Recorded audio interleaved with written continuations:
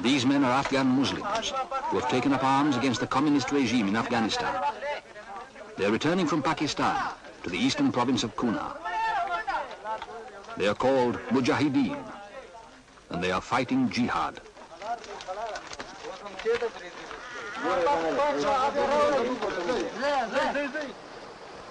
Maulay Saab Hussain is now leading all the Mujahideen fighting in Kunar province. As Muslims, we have a teaching and understanding about jihad. Fight them so there will be no division, and the whole religion will be only Allah's.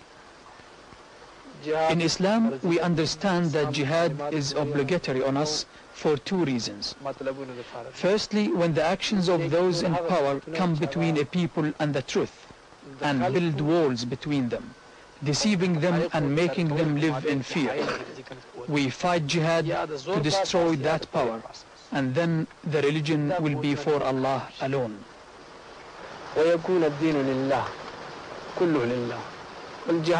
And the second purpose of jihad is to free people from slavery and let them live in freedom. To live under one law that doesn't come from the minds of men, but comes from Allah, the Creator, the King who governs the heavens and the earth.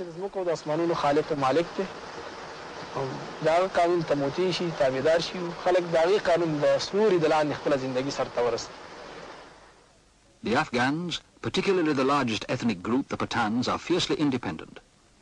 When the Halq Party, a minority communist group, led by Nur Muhammad Taraki, overthrew the existing government in 1978, the people regarded their policies as oppressive and a threat to their way of life. The Halq Party government is supported by the Russians, who had for a long time poured substantial aid into Afghanistan. Afghanistan is strategically important to Russia in relation to the Middle East and the warm waters of the Indian Ocean.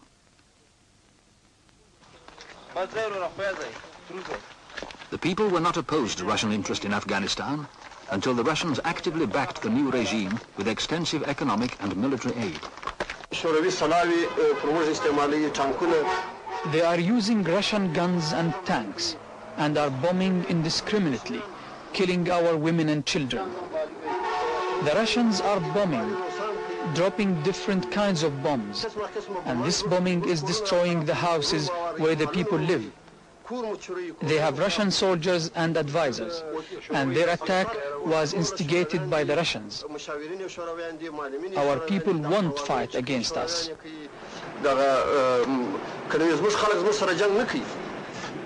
These Afghans have walked 1,500 miles to buy guns at Dura, a town in the northwest tribal area of Pakistan, where there is a flourishing arms trade.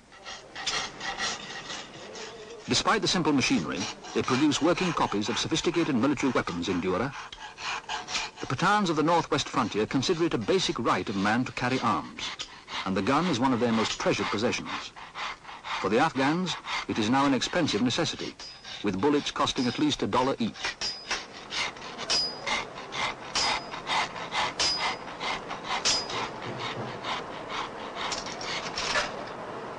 In a recent clampdown, the Pakistan authorities have attempted to stop the movement of arms through their territory, making things more difficult for the Mujahideen. If Pakistan helped us in the coming and going of our weapons, things would be much easier. We are not being helped with arms. If we had been, we would never have lost even one battle. We are buying our guns and ammunition from Dura with our own money, and no one has helped us with this. Otherwise, we could finish the war in 20 days.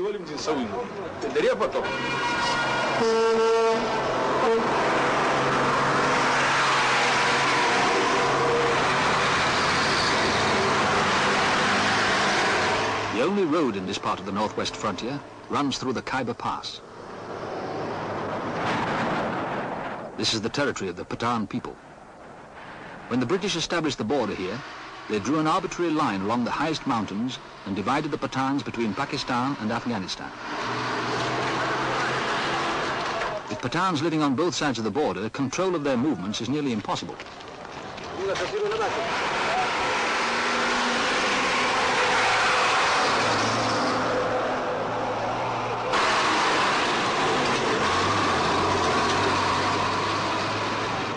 On the Pakistan side, the Pathans coexist peacefully with the government because they are allowed a separate legal system and a high degree of autonomy in their tribal areas. The Pathans are adept at smuggling goods back and forth across the border. And in this way, the Mujahideen carry their arms and supplies into Afghanistan. This group are returning to the Shigal Valley in Kunar province to join the fighting there.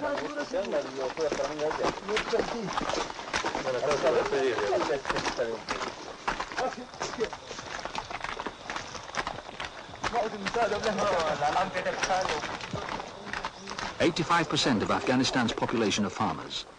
They almost immediately distrusted the Halq Party's literacy programs and the land reforms which aimed to redistribute the land, encouraging individual and cooperative ownership. The Halq Party had no real representation in the countryside. The people rejected the government agents and their alien ideas.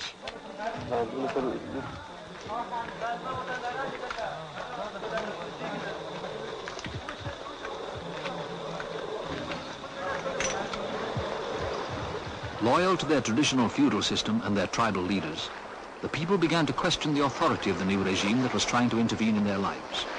They believed that the government was robbing them and attempting to win favor by giving land and wealth to its supporters. Within a month, the situation had developed into one of a centralized state at odds with the people it was claiming to represent. The regime used the army to maintain its security and authority, and its methods soon became heavy-handed.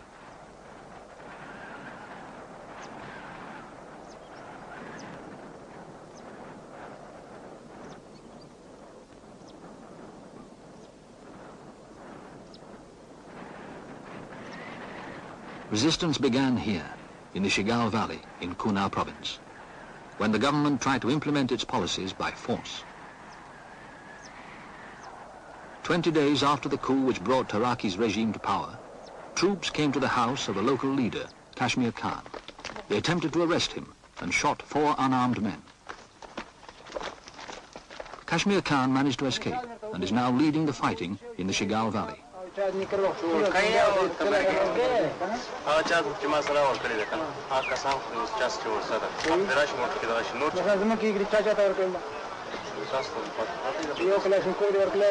troops returned the next day and burnt down Kashmir Khan's house and several others in the village. They moved on up the valley to Nariat, a neighboring village, and burnt it to the ground. 5,000 people had lived here.